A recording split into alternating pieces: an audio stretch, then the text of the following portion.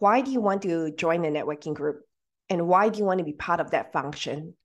And what are you going to bring in to that function that is valuable? We are all human beings. We've got rich content resources in our world that we can always share with someone. It may not necessarily directly related to the work that we do sometimes. It could be a recommendation of a plumber. Welcome to 7 to 8, our special series on 7 to 8 figure entrepreneurs. In this special series, I interview $1 million, some $10 million, and even some $1 million business owners who uncovered their twists and turns in their entrepreneurial adventure in order to help you to avoid the potholes and stick to the fast track. Welcome now to Center Stage, our next special guest. Hey there, peeps. This is Michelle Nedlick, and I'm super glad that you're here with us today because I'm here with my most amazing guest, Jocelyn. Jocelyn, thank you so much for being here with us today. Michelle, thank you so much for having me on your show. Excellent. So give everybody the highlight of who you are and what you do for business. I'm Jocelyn Chong, live in Australia at the moment, formerly from Malaysia, and I do a couple of things. I'm a networking specialist, 4-time international best-selling author, global speaker, and a business coach. So I help empower female entrepreneurs and business professionals to learn to master the art of intentional networking so they can actually accelerate their growth, power, possibility, and break through glass ceiling. So that is my mission. And I just love helping people generate wealth in a way that is with ease and grace. Nice. I love it. So how did you get into networking as a thing? Over the years in my corporate banking life, I had to network a lot because I was frontline, I was in leadership position, and networking was such a key part in terms of generating business leads, connecting with different like-minded business owners, vendors, suppliers. And that was key to what I did. And so in banking, there is a KPI that's about 10% or 25% that we actually need to network to succeed in business. And then we have to exchange leads or find leads for different divisions. That was the start of the power of networking. And no one has taught us how it looked like, taste like, feel like. It's just like dumb into that situation and make it happen. And so I started to learn more, buy books and read, listen to podcasts at that time. There were podcasts already, but this is like cassette tapes, those period that, podcast is still, I think, early stages, very early stages. And I learned through trial and error, like experimenting different ways of networking with people. I didn't get a lot of results at the start because I didn't know how to network intentionally. I was like, I'm there, I bought the tickets or I'm invited. And then over time, I learned from my own mistakes, what I need to do, how can I improve? How can I be intentional when I network with someone so that both parties are in a position of winning and both parties are receiving something in exchange? And so it took time, it took years, it took a lot of heartaches, it took a lot of hours and energy that I learned from, and I came up with this methodology that I've got now that I teach my clients how to do that intentionally. So that's where I am. Very fun. I love it. Well, and it all reminds me of kind of my first networking was, everybody, when it looked like a high school dance, everybody walked in the room and they all stood against the wall and stared at each other. It's like, okay, where's the food and the booze? That's all we care about. About half an hour into it, the booze kicks in and people start talking to each other. I'm thinking there's a better way to do it than that. So let's get into how you're helping people intentionally network, because you brought up a few good points there too, is that networking isn't just getting the business that you want in the door, although that's a big part of it. It's also knowing who your suppliers are and knowing how to get the best deals and, connecting with other people, especially when somebody goes public. There's a lot of networking going on that people don't realize is part of the job. So Yeah, there's 20,000 questions in there. So yeah, answer whatever you like. How do you do Let's it? break it down because there's Yeah. so many areas that we can explore. Number one, the networking parties. I always ask my clients, if you walk into a bar, where will I find you in the bar? Are you closer to the drinks corner, or are you stuck in one group and you're trying to get yourself out of it? You walk in, you're like, am I on my own hoping someone will approach me and I will say something? Or you walk in, you are there, you didn't do anything. After 90 minutes, you left. You had a good drink. And it's kind of like, I've ticked the box. So ideally is to go in with clarity. Why do you want to join a networking group? And why do you want to be part of that function? And what are you going to bring in to that function that is valuable? We are all human beings. We've got rich content resources in our world that we can always share with someone. It may not necessarily directly related to the work that we do sometimes. It could be a recommendation of a plumber. It could be a recommendation of the best restaurant downtown that you go, oh my God, the steak was amazing. And that is still somewhat networking. And people go, oh, you know what? That's a recommendation. Because I didn't want to always limit my work or my recommendation to just, the best supplier or the best lead generator or the best sales package. But it's beyond that, that if we can see, have you ever thought about, the best florist that I actually get my flowers for my clients?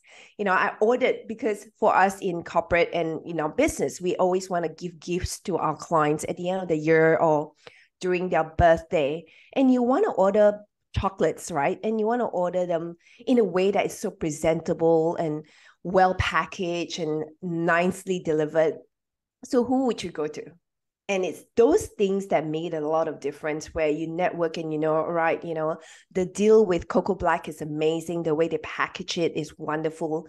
And so sharing those information is really important. And going in having 5 to 7 things that you can share with people. And from there, you establish a relationship, you establish trust. You also appear as someone who is very resourceful, who is very engaged, who's not one-dimensional either.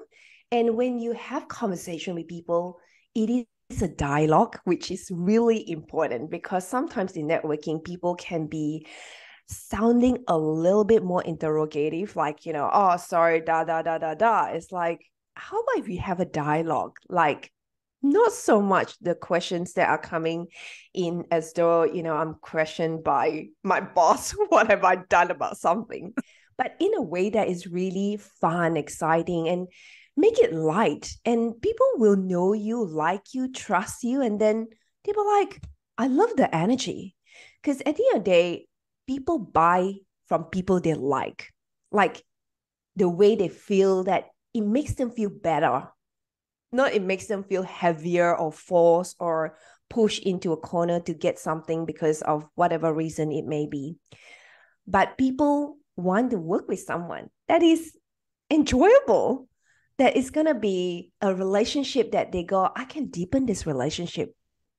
So all these key points around how we present ourselves, the way we ask questions, the way we excuse ourselves from a group once we want to move to the next group and say, you know what, so great to meet you, have connected with you. I've taken your details on LinkedIn. I'm going to send an invitation and hope that we can actually progress this with a one-on-one conversation if you so wish to do that. And I'll send you my scheduling link. So it's more smooth rather than, oh, you know what, this is my business card. Feel free to call me when you need something. It's a different conversation altogether. Absolutely. And then follow through with, a call, within 24 hours, a short, 2 to 3 sentence message on LinkedIn, whichever platform, we connect, LinkedIn, Facebook, Instagram, and say, great to meet you today. Love your top light blue, looks amazing on you, Michelle. And, something that you remember that they stand out for, and build that relationship going forward through, is there anything I can be of support to you? They might go, you know what, actually right now, I'm looking for a great car dealership that I want to upgrade my car. Like, do you know someone that you can trust? Because a lot of them may not all together, want to sell me something. And you might have someone that you can pass on the name. I feel that that's powerful than just limiting ourselves to just the work side. Of course, the work side, we want to, get more leads and, have more sales coming through. Of course, we have that desire, but it's beyond that. And so once you have that, you can then deepen it to a whole nother level of collaboration, partnerships, affiliate links. If you endorse and you trust someone's program, you endorse their work that they do, why not pass their name around? Invite them as a guest to someone else's podcast, share, their materials, or repost a blog that they have written. So all those things are part of the new way of networking that I'm introducing into my clients' business. And I also teach them how to set up their own small, intimate groups. We can network people, give them a chance to speak about 5 to 7 minutes, their business. And imagine everyone in a round table sharing knowledge, wisdom.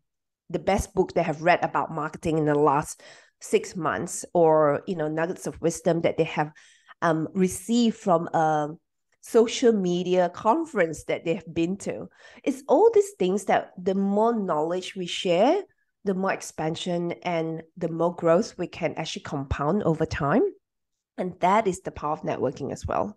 So surpassing all that, we also can offer people networking in a way that is true partnerships, right? There's many different partnership methods that we can form, and both parties needs to be in agreement of the nature of those partnerships. And then collaboration. I've got friends who want me to send their summits to my email list. And then, further down the track, I'm launching my book. I'm like, hey, you know what? Can you, share my book launch with your community? All those that are network. And then, I've got a couple thousand, she's got a couple thousand, voila, we've got 5,000-6,000 people to really share the message. So it's that expansion, and do it in a way that is not tat for tat, like, you do this now, I have to do this. It might be a different season, different time, but just sort of, the giver's gained, I call it, that the more we do that, the more we're going to actually expand over time. Nice. I love it. So who do you mostly serve and support, or who do you love to work with? I work with female entrepreneurs that has got 30,000 hours already in their professional field. So they have been in business, and they know that the need of networking is important. They know that they are in the game for a long time, and they're not going to be starting that and then sort of, disappear because it may not be where they want to be. They're kind of like, this is my game. I really want to serve this group of people, and I want to expand. And there's many other ways to expand now that I've established, my program or my course, and I want to have a wider reach. And so I support those type of female entrepreneurs that way. And then in business profession, a lot of them in corporate field, mid-tier management, and I coach them around how to network, because ultimately they need to network with a whole host of people across their organization, but externally as well, because we do a lot of other partnerships, conferences and speaking engagements, how to get on different stages in each other's conferences. So those are another form that is very powerful in terms of networking as well. And now in terms of being invited as a guest speaker on different membership groups. So a lot of membership groups either cross collaborate and have their, I suppose, members come in to attend a few other events that they can join together to maximize, what is already available. So that's another area of expanding the membership group as well. And I love adding it. value, really. Right? Because there are so many businesses that I find are members of associations and things like that, and they send their employees, but the employees are like, okay, what do I do here? There are weird people talking to me and I don't know why. And they, oh, what do you do with those people? And to me, it's a huge loss of opportunity. One is because they represent your company. So they're either making it look good or they're making it look bad. And the more you can kind of help them to just to learn how to engage in conversations with people they don't know. Because a lot of people, they just don't do that. Especially if it's a tech association or something like that, or even marketing associations I've been to, where people are just not engaged because they just work for that company and they do marketing. So they're like, well, I don't need a job. I don't get clients. I don't do this. I was like, okay, bye. You want to be able to go like, hey, just have a conversation with me. Talk to me about your business, something, anything. Exactly. And I think it's to guide them as people leaders. If you have a team, is to help them understand these are the non-tangible but very powerful areas in business that we need to do. Even accountants, lawyers, doesn't mean that the leads come through, or even doctors, because a lot of doctors in Australia, the GP will do a referral and they never had to network. Yes, that's true, because there will be a supply of leads coming through, but ultimately you network for different purposes as well. What if a new drug comes in and you learn more through a group, or you also learn more through any new advancement in technology, in making your customer service a lot easier to connect with you. So it's just, I think, wanting to learn about it and being shown or taught or shared in a way that helps them understand why I do what I do and how can I bring value when I'm there. Because a lot of people do it and just tick the box. It's like, I've done networking. It's not working for me. And so I don't want to do it anymore. It's just draining me. Yeah, because you have not been, shown how to do it the right way. What if there is a right way to do it and you can test and experiment and it's fun and you don't have to feel that, you're obligated to do it in a way that is one-dimensional or is forceful or is pushy, but it can be done in a way that is very much aligned to your core values and your belief systems. Nice. I love it. So it does beg the question for me, how do you keep track of all the people and that you can go back and go, oh yeah, Fred would be a great connection for you. Like, how do you remember who it was and what they do and all that? How do you keep track?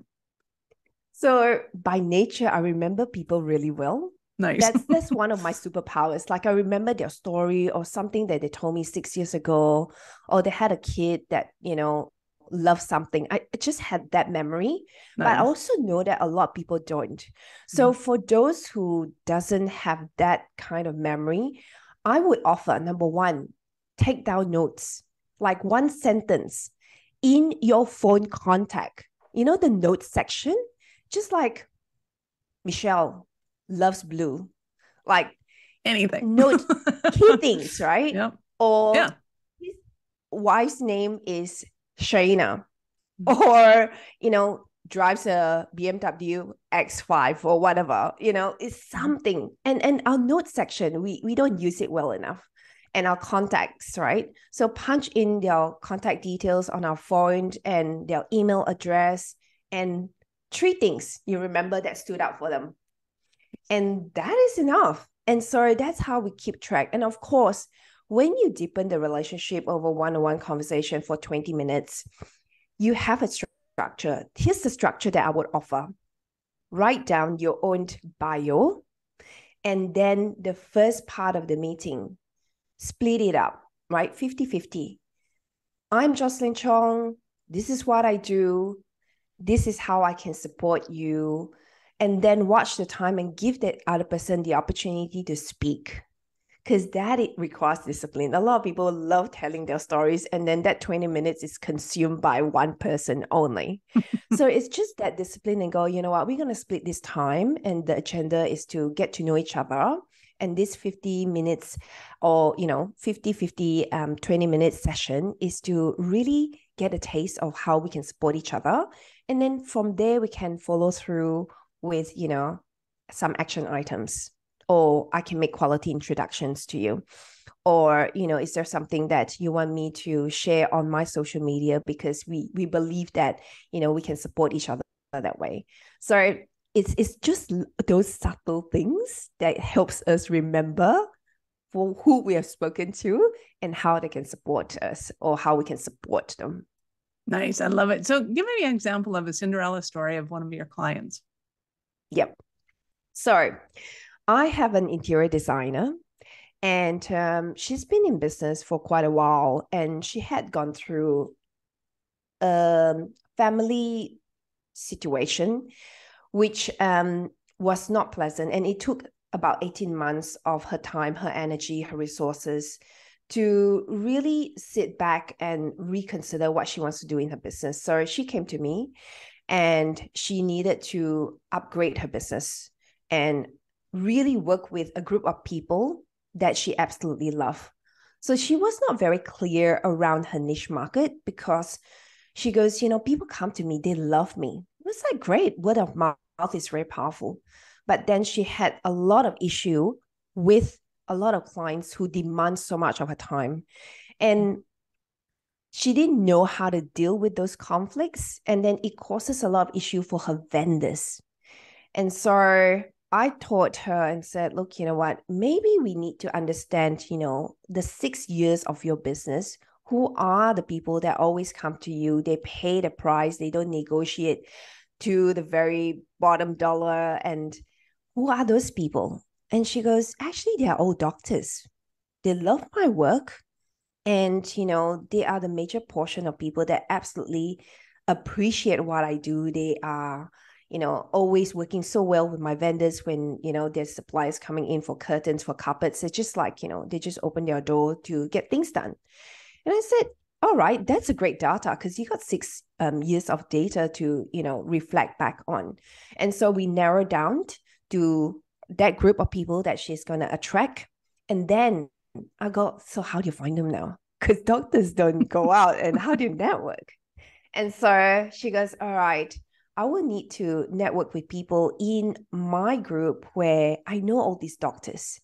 They are very sure of how they want to network because doctors have got certain way of networking and they don't really break out of their own crowd, and then they're quite close group.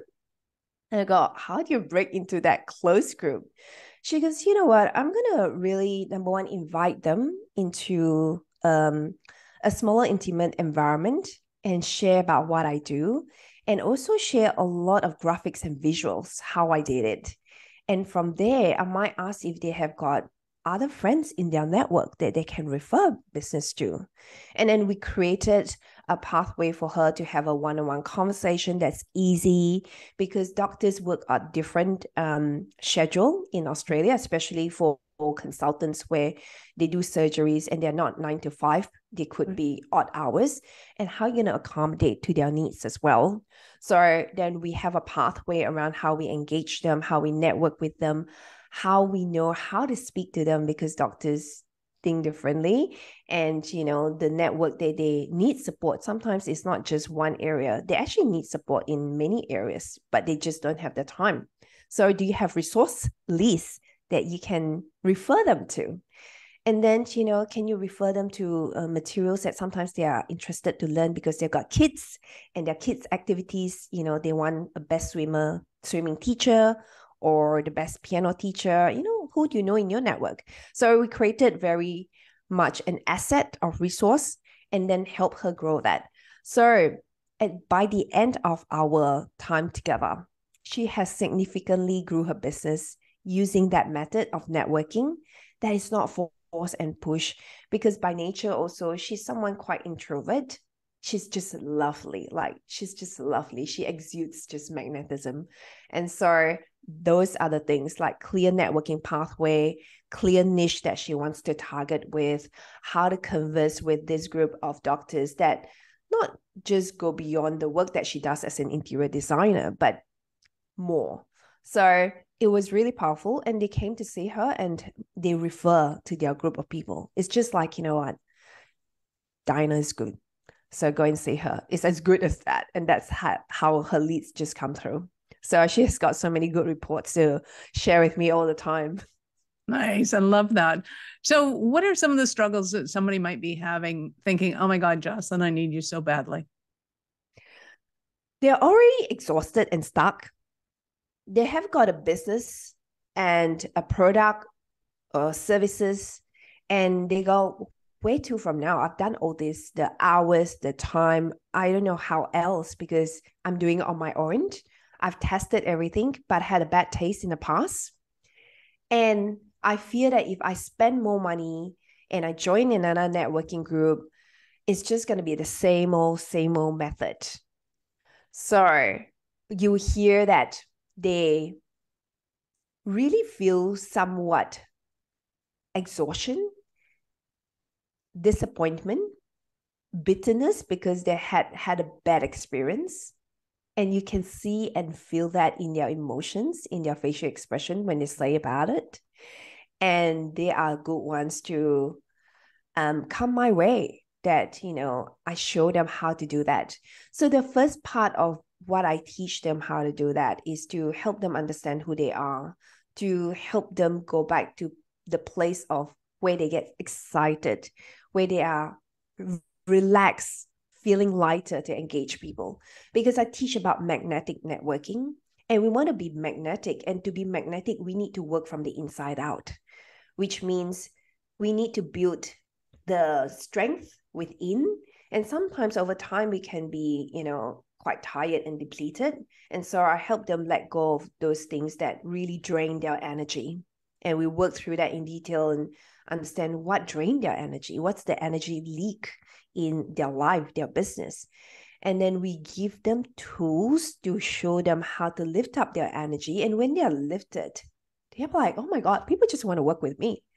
So that's the first part. And then I'll show them different networking stack that can add into their business that is fun, that is engaging, that is, they can apply. It's a skill that they can upgrade and then follow through that with the financial part of the business. So that's what I do. Nice. Love it. So I know our listeners are going to want more from you. How did they start their journey with you?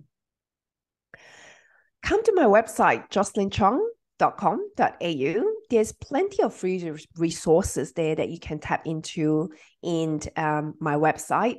Download that. There's also a free masterclass that you can watch how to be a magnetic networker and, do those 3 key points, because it's the simple things that you apply that gets you the results. Sometimes we can overcomplicate a lot of things in our lives.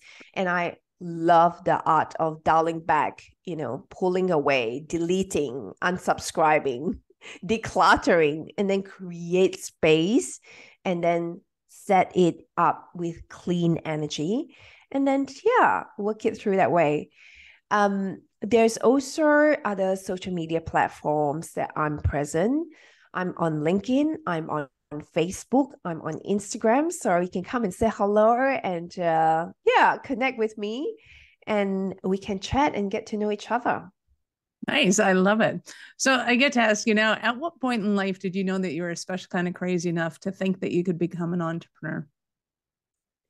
Well, my grandmother instilled that idea in my life. So about maybe 12, 15 years ago, she would always say this to me that I'll be a CEO of my own business one day. And I remember vividly that corner of the house that she would say that. She would whisper that. And the beauty about that is in Asian culture, during our Lunar New Year, the elder ones would give us red packet. And when they give us red packet, they actually do give it with a blessing, like a poem. And so she would say that poem in our dialect, and she would fold that through that, you know what, you'll be a great CEO one day. I'm like, geez, you believe in me.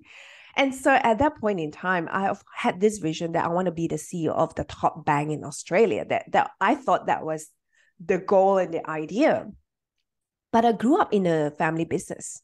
I grew up like from day one, after I left the hospital, born, I grew up in the family business. So all those little ideas and watching how my grandparents, run their business had already instilled entrepreneurship in me. And then I thought, I want to work in a bank. So I pursued a career in banking and finance because it's glamorous, it's banking, you play with money, you talk to clients, you're in the front line, it's just fun. But over time, I also realized that there was some part of me that I reached to a ceiling that I cannot progress further. And I didn't want to be in a pigeonhole. And also, the trigger came in one year in 2019, whereby the whole banking sector decided to shut down a license and they made everyone redundant. And that was the awakening that it's time for me to start my own business. Wow. So, but it's over time, I had all these seeds sown in my life that, it would be great for me to be an entrepreneur. And I graduated in my MBA specializing in entrepreneurial management. At that point in time, when I did my MBA, I was issuing license to financial advisors who want to set up their own practice. So we had a type of arrangement whereby we will coach them internally, but then we'll help them set up to about 500,000 to $1 million in revenue. And then they have got a plan, and then they can actually get a license from us, set up their own business completely. So it's a good transition for them without going through the details. Yeah. But that was how I knew, right, if I can help these people generate, $1 million, $2 million to set up their financial planning practice, I can do it on my own. Plus, on top of that, I generate $13 to $25 million in revenue every single year in my business when I was in banking finance.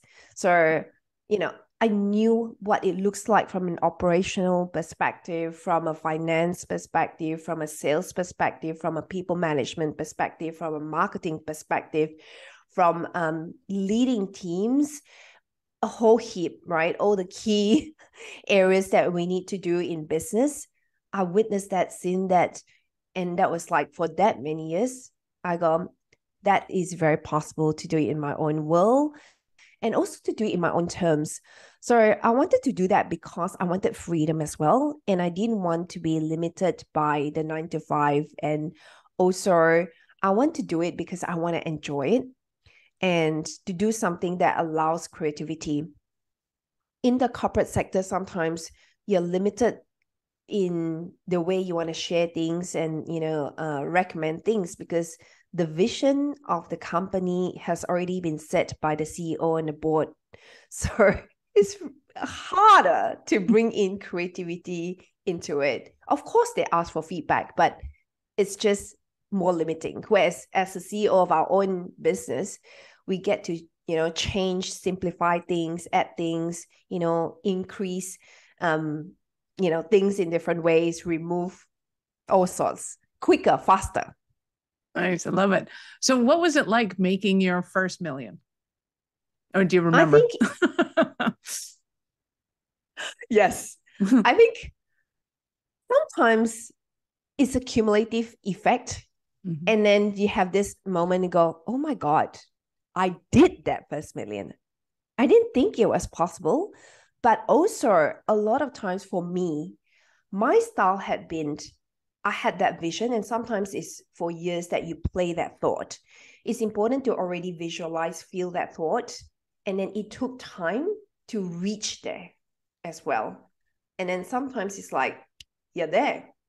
So for me, it was that way. I knew in my body, in my spirit, in my soul, I'm already there. Yeah. But it's the evidence to see it when you do your tax return and you're like, it is there. Nice. You're like, damn, we did it. Yeah. Awesome. I love it. Jocelyn, you've been absolutely awesome. Any last words for our peeps? Here's what I've been telling everyone this year. I think it is ideal to really take time out to love yourself deeper. The harder we work, the more we need to love ourselves.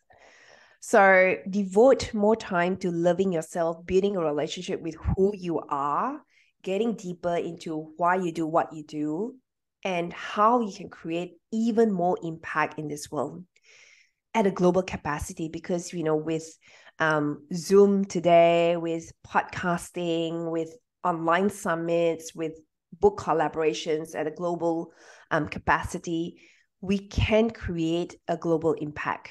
So don't limit yourself to just what you do. If you desire to have more impact, do that. So Right. start with loving yourself more and make time to love yourself. Be it, treat yourself, journaling, bubble bath, buy yourself a bunch of amazing top range roses for Valentine's Day if you don't get a bunch. Indulge in the best quality chocolate. I don't know. Do something to love yourself, because the more you treat yourself well and you honor your own body, the more you can give to others. Because we are our first own human to look after. Exactly. Nice. I love it. Thank you so much for your time. I appreciate it. And I know how valuable it is. Thank you so much, Michelle. It has been a delight speaking with you. Nice. Peeps, thank you for being here with us today. Be sure to subscribe to the show and share it with your friends. We love helping entrepreneurs grow. Thank you for listening to 7 to 8. If you're interested in upping your speaking game, be sure to connect with our guests with the links in the show notes, and connect with me to see how we can help you get your tech done for you and help your speaking dreams come true.